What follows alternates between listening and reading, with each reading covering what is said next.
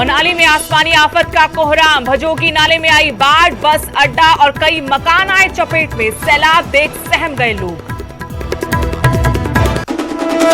चरखी दादरी के गांव रानीला में शर्मसार करने वाला मामला, स्वर्णों पर अर्थी ले जाने के लिए रास्ता नहीं देने का आरोप, दीवार के ऊपर से अर्थी ले जाने का वीडियो हुआ वायरल, स्वर्णों ने सभी आरोपों से किया इनकार। देवभूमि के दंगल में चार्जशीट पर छिड़ा सियासी घमासान, कांग्रेस की चार्जशीट पर बोले सीएम, हमने कार्रवाई की तो कांग्रेस के नेताओं की खैर नहीं। सीएम के बयान पर कांग्रेस नेता रामलाल ठाकुर का पलटवार, बोले 4 साल तक क्यों नहीं की कार्रवाई, तथ्यहीन थी बीजेपी की चार्जशीट, कांग्रेस तथ्यों के आधार पर ही तैयार करेगी चार्जशीट। मंडी में एयरपोर्ट बनाने की सीएम की जिद पर विरोधियों का कटाक्ष, बोले सीएम इतने ही जिद्दी थे तो 4 साल पहले करनी थी जिद, चुनाव के नजदीक आकर कर रहे हैं सिर्फ घोषणाएं। टिकट बंटवारे पर नेता प्रतिपक्ष मुकेश अग्निहोत्री का बयान, मेरिट और काम के आधार पर दिए जाएंगे टिकट, मौजूदा कांग्रेस विधायकों के काम की तारीफ, सर्वे में रिपोर्ट ओके। गुरुग्राम के बहुचर्चित प्रिंस मर्डर केस में सुप्रीम कोर्ट का बड़ा फैसला, आरोपी भोलू पर कार्रवाई नाबालिग के तौर पर चलेगी, प्रिंस की पिता की याचिका की खारिज। रोहतक के बाबरा मोहल्ले में सरेआम युवक की हत्या, पहले मारपीट फिर चाकू से ताबड़तोड़ वार, मामूली कहासुनी बनी वारदात की वजह।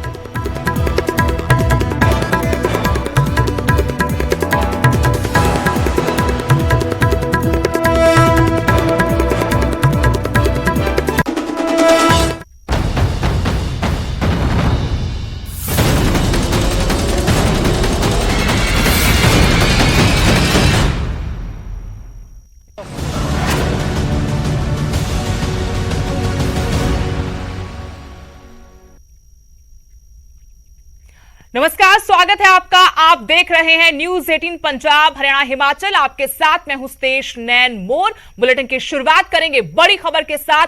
मनाली में आसमानी आफत ने कोहराम मचा दिया, मनाली के भजोगी नाले में बाढ़ की वजह से ये अफरा तफरी का माहौल देखने को मिला, बसों तक में पानी घुस गया, सैलाब से दहशत में लोग आ गए, लोगों के घरों तक में बाढ़ का पानी घुस गया। नेशनल हाईवे 3 पर भी पानी भर गया।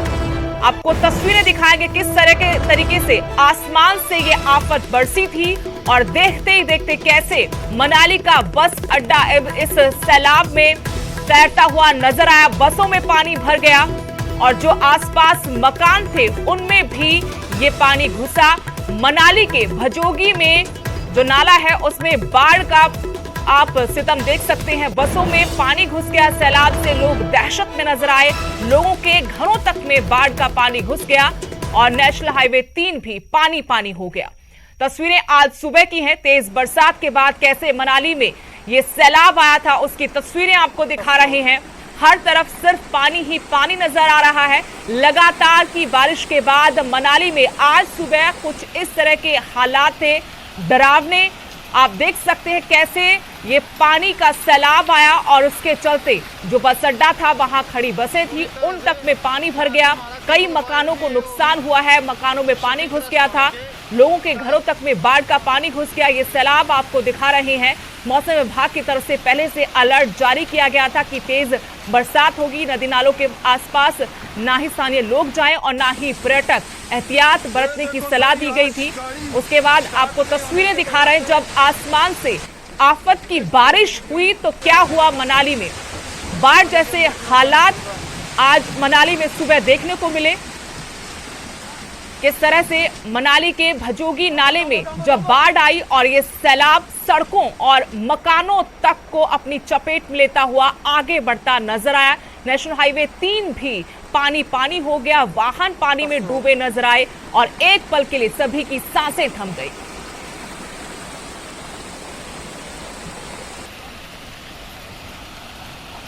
सीधे आपको इस वक्त मनाली लिए चलते हैं, जहां से मेरे सहयोगी सचिन शर्मा जुड़े हैं। सचिन, कुछ देर पहले की तस्वीरें हम दिखा रहे थे किस तरह से आज सुबह में ये सैलाब आया था, आसमान से आफत बरसी थी। फिलहाल वहां की ताजा तस्वीरें कैसी हैं? क्या कोई किसी तरह का नुकसान इस बाढ़ की वजह से वहां पर हुआ है?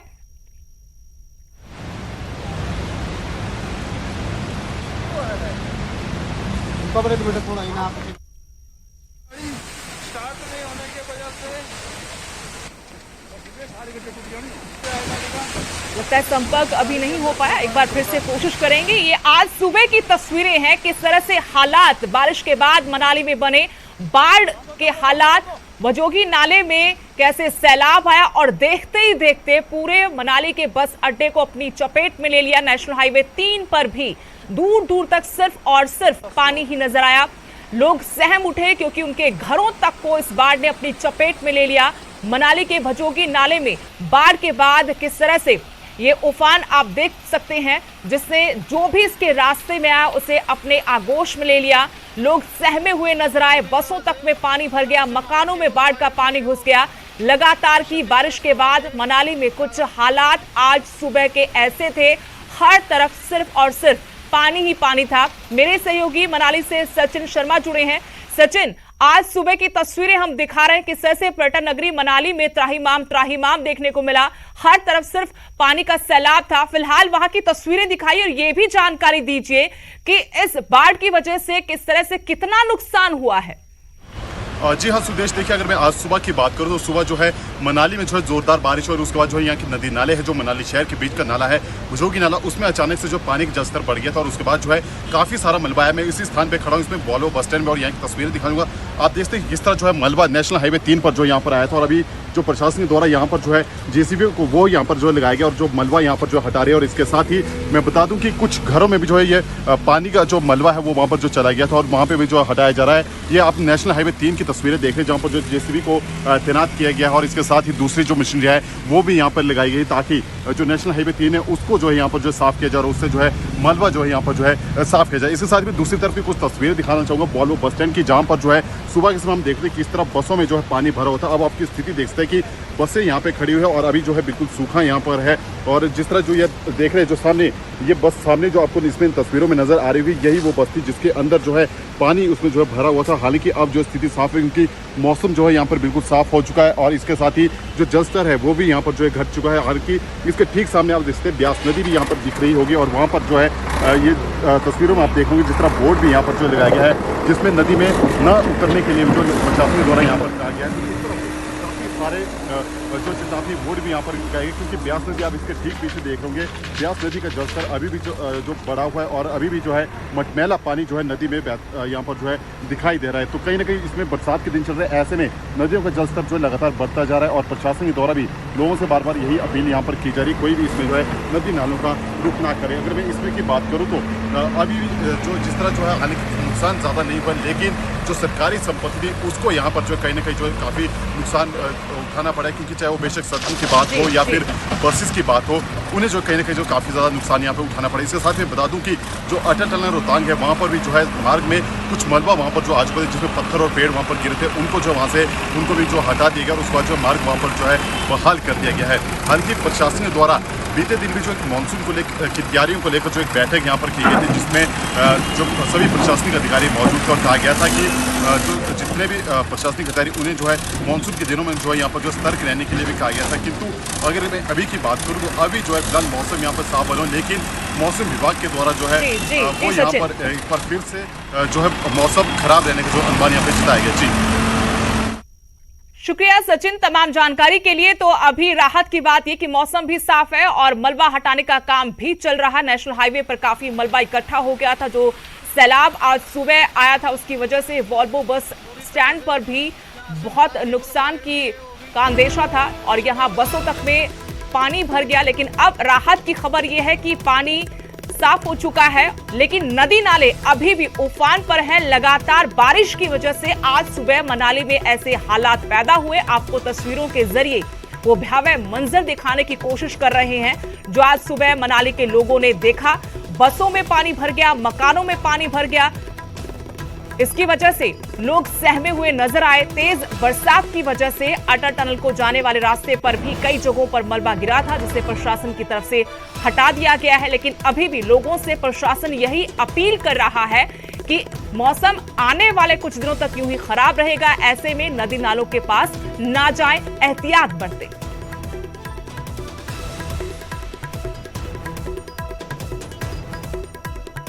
अगली बड़ी खबर, हिमाचल में मौसम को लेकर एक बार फिर से अलर्ट जारी हुआ है। 17 जुलाई तक मौसम यूं ही खराब रहेगा। मौसम विभाग ने येलो अलर्ट जारी किया है। पहले 15 जुलाई तक के लिए चेतावनी जारी की गई थी, लेकिन अब 17 जुलाई तक के लिए येलो अलर्ट जारी हुआ है।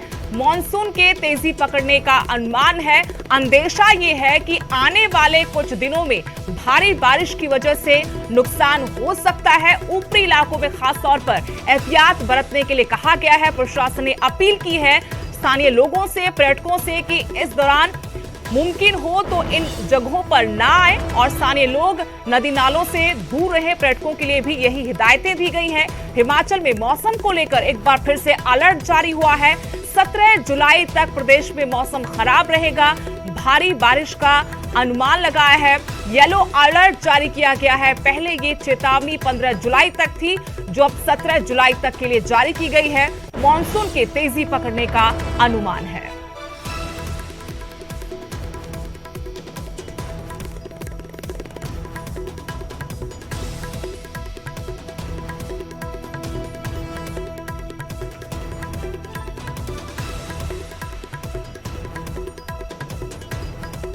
अब खबर हरियाणा से। चरखी दादरी के गांव रानीला का एक वीडियो पिछले 3 दिनों से सोशल मीडिया पर वायरल हो रहा है।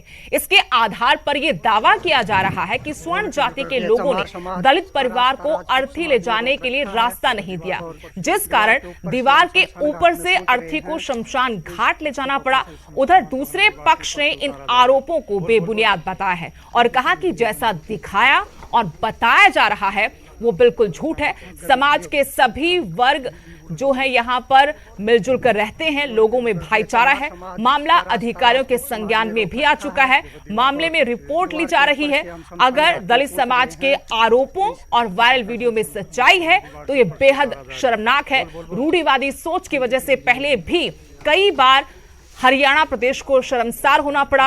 ये वो वीडियो है जो सोशल मीडिया पर वायरल हो रहा है। इसमें दलित समाज के कुछ लोग नजर आ रहे हैं जिनके कंधों पर अर्थी है और इस अर्थी को शमशान घाट ले जाया जा रहा है। लेकिन आप देख सकते हैं इस वीडियो में किस तरह से दीवार फांदकर इस अर्थी को ये लोग ले जा रहे हैं शमशान घाट तक। इसके बाद अंतिम संस्कार किया गया और विवाद का विषय यही है। विवाद इसी बात पर है कि स्वर्ण जाति के लोगों ने इन्हें शमशान घाट जाने के लिए रास्ता नहीं दिया। यहां पर निर्माण कार्य चल रहा है। ये पक्ष मांग कर रहा है कि इन्हें शमशान घाट जाने के लिए रास्ता दिया जाए। वहीं दूसरी तरफ के लोग कह रहे हैं कि शमशान घाट जाने के लिए और भी रास्ते हैं।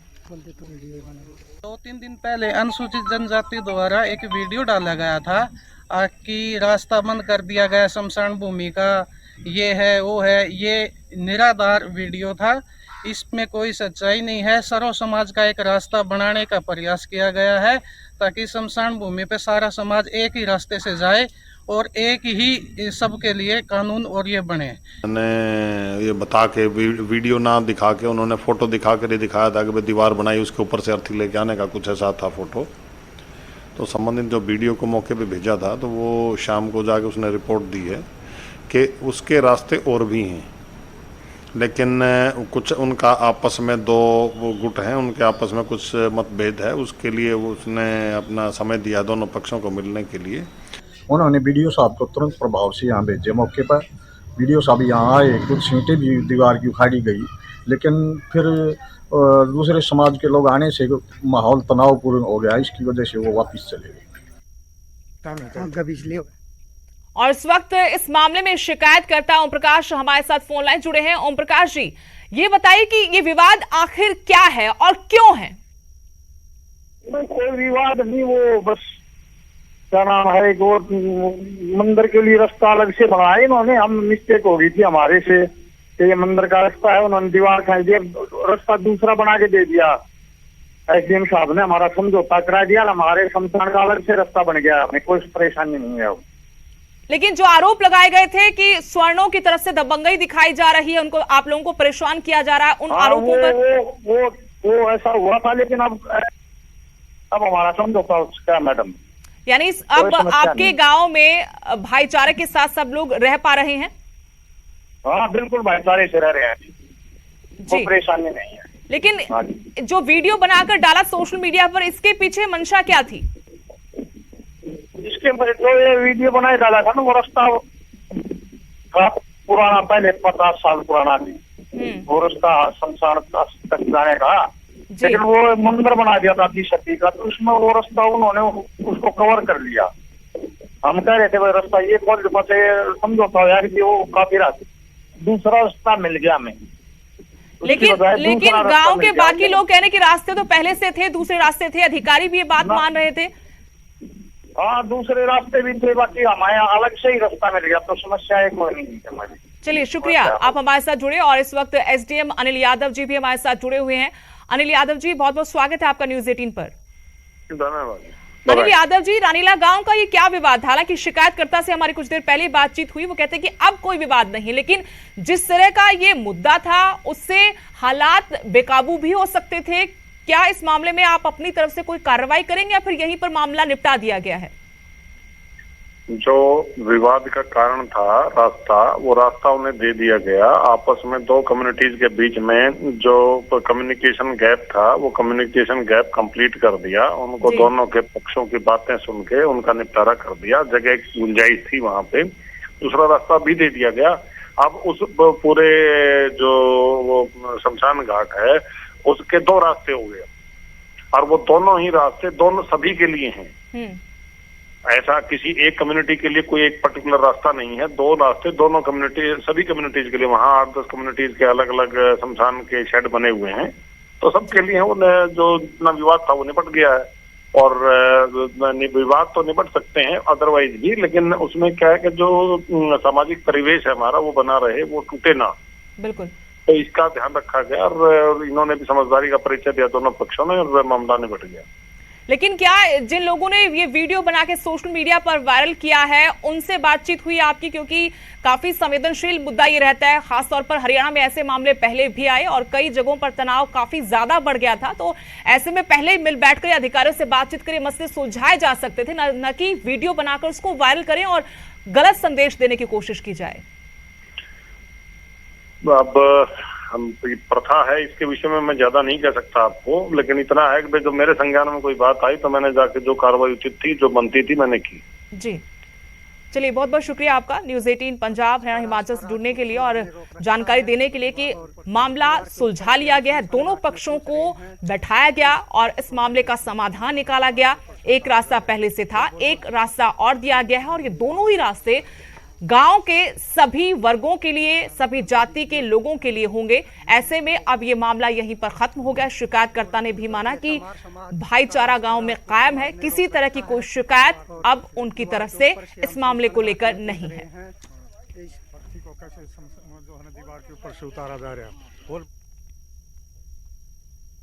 गुरुग्राम के बहुचर्चित प्रिंस मर्डर केस में सुप्रीम कोर्ट का बड़ा फैसला। आरोपी छात्र पर नाबालिग मानकर ही केस चलेगा। कोर्ट ने कहा कि हत्या की वारदात के वक्त आरोपी की उम्र 16.5 साल थी। इसी को आधार बनाकर कोर्ट ने फैसला सुनाया है।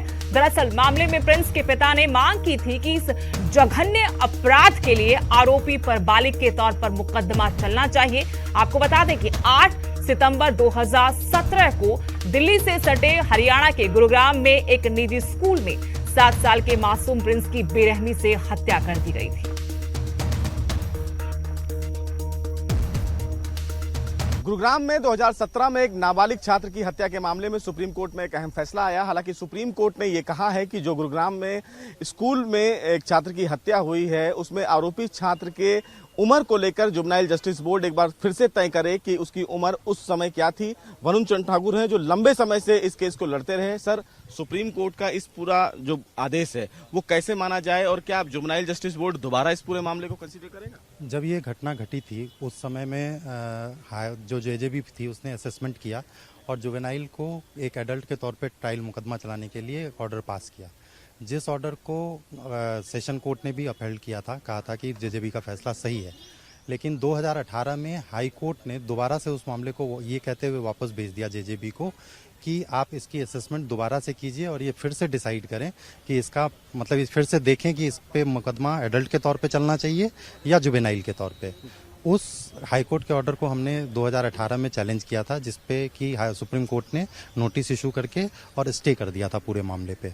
आज उसी मामले में सुप्रीम कोर्ट ने फैसला सुनाया है और हमारी जो याचिका थी उसको डिसमिस कर किया है और कहा है कि जो हाई कोर्ट का ऑर्डर था उसके अनुसार अब जो आगे जेजेबी बोर्ड है और सेशन कोर्ट है वो इस मामले पे कार्रवाई करेंगी। सर, ये भी कोर्ट ने कहा है कि केंद्र सरकार और एनसीपीसीआर इस पूरे मामले में गाइडलाइन बनाए ताकि इस प्रकार की घटना जो भविष्य में हो तो उससे में उम्र को कहीं ना कहीं आंकने के लिए एक विशेषज्ञ टीम जी उन्होंने कहा है कि हमने जो सेंट्रल गवर्नमेंट है उसको डायरेक्शन दी है कि इस पे गाइडलाइन बनाए कि किस तरह से प्रिलिमिनरी असेसमेंट में होना चाहिए ताकि इस तरह की दुविधा वाली स्थिति फिर से ना आए। दोबारा अब आप लोग जुवेनाइल जस्टिस बोर्ड में अपना पक्ष रखेंगे और क्या दलीलें आगे बढ़ेंगी? जी, हमारी जस्टिस की लड़ाई तो जारी है और अब जब ये मामला जेजेबी में जाएगा तो हम वहाँ पे अपनी दलील रखेंगे और आगे फिर क्या होता है ये देखते हैं। बहुत बहुत शुक्रिया। तो साफ तौर से कहीं ना कहीं पीड़ित पक्ष की तरफ से उनके पिता हैं जिन्होंने साफ तौर से कहा है कि न्याय के लिए वो लगातार लड़ते रहेंगे। अब जुवेनाइल जस्टिस बोर्ड में भी वो उन तथ्यों के साथ अपनी दलीलें मजबूती से रखेंगे। फैसला जो भी होगा वो वक्त बताएगा, लेकिन कहीं ना कहीं ये लड़ाई जारी रहेगी। कैमरामैन प्रकाश के साथ सुशील पांडे, न्यूज़ 18 दिल्ली। हिमाचल की एक लापता महिला सोशल मीडिया के जरिए अपने घर पहुंचाने की गुहार लगा रही है। महिला का नाम कमला देवी है, जो धर्मशाला किस्को की रहने वाली है। महिला यात्रा के लिए निकली थी। गुम होने पर मथुरा गोवर्धन रेलवे स्टेशन पर मिली। क्या नाम? कमलेश कुमार। तो भैया जिसको भी ये वीडियो जानकारी में मिले तो भैया ये अम्मा छाता रेलवे स्टेशन से मिली हुई है, गुम हो गई है। जिला कांगड़ा बता रही हैं, हिमाचल प्रदेश से हैं। ये बोल रही हैं थोड़ी आवाज़ इनकी समझ नहीं पाते हैं हम, इसलिए गोवर्धन के पास भरना कला गांव में किसी को भी पूछ सकते हो। मेरा मोबाइल नंबर है 94 568 77 571 94 568 77 571। इस फ़ोन नंबर पर बात करके मुझसे संपर्क करें और इस अम्मा की थोड़ी मदद करें जिनके परिवार तक ये पहुंच जा सकें। यानी कि इनकी गाड़ी आई हुई है अभी मथुरा वृंदावन गोवर्धन घूमने के लिए, तो वो ये गुम हो गई हैं। तो इसलिए इनकी थोड़ी मदद करें और ज़्यादा से ज़्यादा शेयर करें भैया।